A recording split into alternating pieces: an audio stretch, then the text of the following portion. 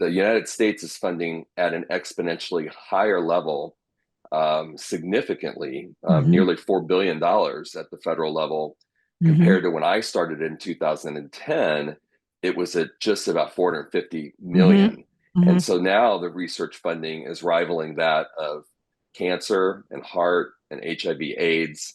And the urgency of getting that funding advanced from 2013, 14 or so to where it is today Hmm. is largely through the efforts of the Alzheimer's Association and our thousands of Yeah. advocates that go to DC and that work at their districts and home as volunteers in all 50 states. Welcome to the Answers for Elders radio show. And welcome everyone to Answers for Elders Radio Network, heard across the USA. And it's, believe it or not, I can't believe how crazy and fast this year is moving for us. We are passionate about Alzheimer's, and helping it to find a cure. I am so honored today that we have Jim Wilgus, who is the Regional Vice President of the Pacific Northwest and the Executive Director of the Washington State Chapter of the Alzheimer's Association. Jim, welcome to Answers for Elders. Well, thank you. I'm glad to be here.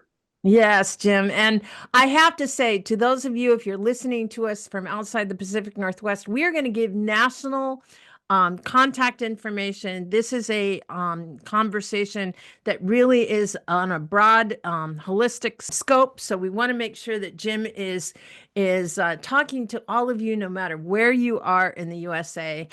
You just happen to be headquartered up here in the Pacific Northwest, but you came, I remember meeting you before, you came from elsewhere in the USA. So you're very well nationally connected, Jim.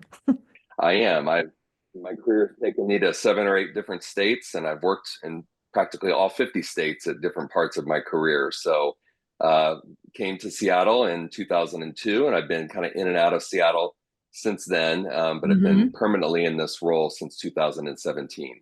Yeah. Well, Jim, for the work you guys do and really how you have been just amazing in funding clinical research and helping to find a cure for Alzheimer's. I've never been more excited and optimistic about where we're going. And a lot of that has to do with the funding that you provide towards clinical research. And so obviously, I'd like to talk this very first segment on the show about what does the Alzheimer's Association, do, and how do you directly relate to clinical research? Well, clinical research and accelerating research is one of the 6 areas that we focus on at the association. We have an entire division of medical science leadership and officers that work in that area on staff, and we've got hundreds of volunteers and researchers across not only the country but across the world Mhm. that do clinical research that's been funded by the Alzheimer's Association.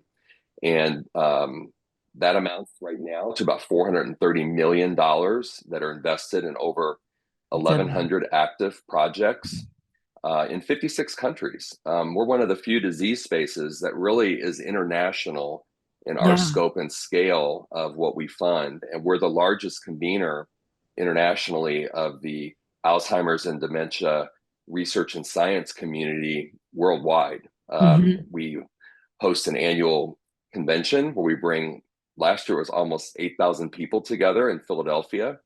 Uh, and we hold that conference annually for the exchange of information and for presentations on trends and really convening people together so they have an opportunity to collaborate and learn from one another in the Alzheimer's and dementia research space.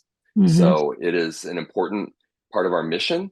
And when I began with the association in 2010, uh, we were just talking about the day when there may be a cure or there Yeah. may be a treatment. And we set a 10-year vision that by 2025, we would have a significant scientific breakthrough, along with the advanced funding at the federal level Hmm. for research, which in the United States the United States and China are the only funders of research larger than the Alzheimer's Association. But the United States is funding at an exponentially higher level, significantly, nearly $4 billion at the federal level, compared to when I started in 2010, it was at just about 450 million. And so now the research funding is rivaling that of cancer and heart and HIV AIDS. And the urgency of getting that funding advanced from 2013, 14 or so to where it is today is largely through the efforts of the Alzheimer's Association and our thousands of advocates that go to DC and that work at their districts and home as volunteers in all 50 states. Yeah. And there's so much urgency because I have been up to speed on some of the national statistics, and there's projected right now, if you're over the age of 65, you have a 1 in 9 chance of already being predisposed to Alzheimer's disease. There is all types of situations where, even people, they now can detect if you're predisposed through blood tests and things like that. And they're able to treat you even before a symptom can appear. And those are things that are life-changing, and it also will change the lifespan of so many individuals that, the baby boomers right now, so many of us, I know by the year 2030, we're going to be close to 40% of the population. So when you're looking at that, saying, can you imagine how that will affect our entire society with, the Xers and the Gen Ys and the Zs trying to take care of those of us that are older and over the age of 65, how that will impact everything in our culture. So finding the way to treat and to move forward with clinical research, to me, is so paramount to this, our society. Very much so. And you mentioned 1 in 9 over 65. It's actually 1 in 3 over 85. And when I started in 2010, one of the things that we did as an association was participated with a corporation to have a float in the Rose Bowl parade, which is on January 1st every year. And it was 2011, which was the very first day that baby boomers turned 65.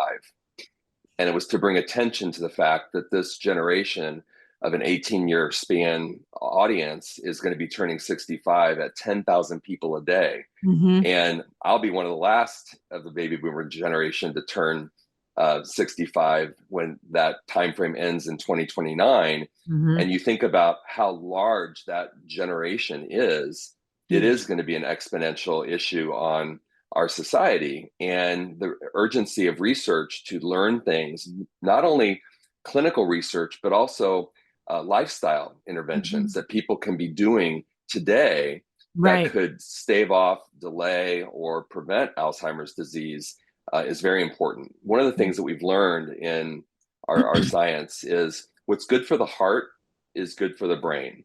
So a lot of the things that we've learned for years and decades about preventing heart disease, smoking cessation, eating good nutritiously, lowering blood pressure, exercise, those things are all also very point to ways of preventing dementia, along with adequate sleep and socialization. So these are all the kinds of things we've learned through scientific research, and we'll continue to learn more because it's accelerating, because we're putting so much more funding into it, both at the Alzheimer's Association and at the federal government level. Right.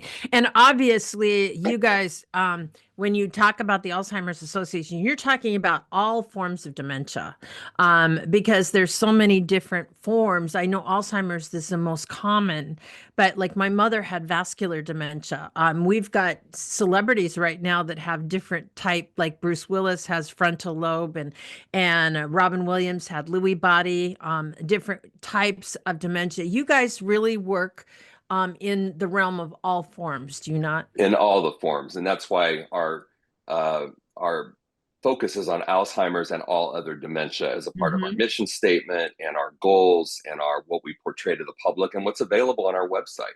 Alzheimer's is about 70% of all dementias. Yeah. And sometimes people can have multiple different kinds of dementias. Sure. Sure. And so, Jim, how do we reach you? If we're going to be talking today, but I want to make sure that our listeners know, how do you get in contact with the Alzheimer's Association? You go on the web to alz.org, O-R-G, or you can contact our 24/7 helpline, which is open 365 days a year, 1-800-272-3900. Fabulous. And Jim and I, everyone, we're going to be right back right after this. Did you know that you can discover hundreds of podcasts in our library on senior care? So visit our website and discover our decision guides that will help you also navigate decision making. Find us at answersforelders.com.